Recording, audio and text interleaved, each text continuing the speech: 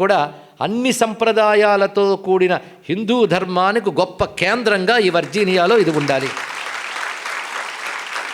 ఎందుకంటే వెంకటేశ్వరుడు సమస్తమైన సనాతన ధర్మాన్ని రక్షిస్తాడండి. ఆయన సామాన్యుడు కాడు. అందుకే ఆ తిరుమలలో ఆయన ఉంటూ ఉంటే కపిలేశ్వరాది తీర్థముల్లో ప్రధానమైన వైదిక దేవతలందరూ ఆరాధనలు జరుగుతున్నాయి. కానీ వేద సమ్మతమైన దేవతలు మళ్ళీ గట్టిగా అండర్లైన్ చేసుకోండి. ఇక్కడ కొత్త దేవుళ్ళని తెచ్చుకొచ్చి వాళ్ళని పట్టండి అనకుండా వేద సమ్మతమైన దేవతా సంబంధమైన అర్చనలు కూడా ఆయా పుణ్యతిథుల్లో ఆయా పుణ్యకార్యాల్లో జరుగుతూ ఉండాలి. వెంకటేశ్వరుడు వాటన్నిటికీ ప్రధాన కేంద్రంగా పంచరాత్ర వైష్ణవాగమ పద్ధతుల్లో పూజలు పొందుతూ అందరినీ అనుగ్రహించాలని ప్రార్థిస్తూ తత్సంబంధమైన కార్యకలాపాలకి పవిత్రమైన వేళ రుక్మిణీ కళ్యాణంతో శ్రీకారం చుట్టేం గనక కృష్ణుడంటేనే జయం. యత కృష్ణస్తతో జయ.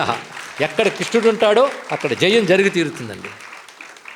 అందుకు కృష్ణ పరమాత్మ రూపంలో వెంకటేశ్వరుడు, రామరూపంలో వెంకటేశ్వరుడు, నరసింహ రూపంలో వెంకటేశ్వరుడు, అన్ని రూపాల వెంకటేశ్వర స్వామి, సర్వదేవతాత్మకుడైనటువంటి శ్రీ వెంకటేశ్వర శ్రీనివాస పరబ్రహ్మము అతి త్వరలో తన ఆలయాన్ని వీరందరి సంకల్పాల మేరకు వీరు ఊహించని దానికంటే మిన్నగా అద్భుతమైన రూపకల్పన చేసి మనకు సాక్షాత్కరింపజేయాలని ప్రార్థన చేస్తూ స్వస్తి.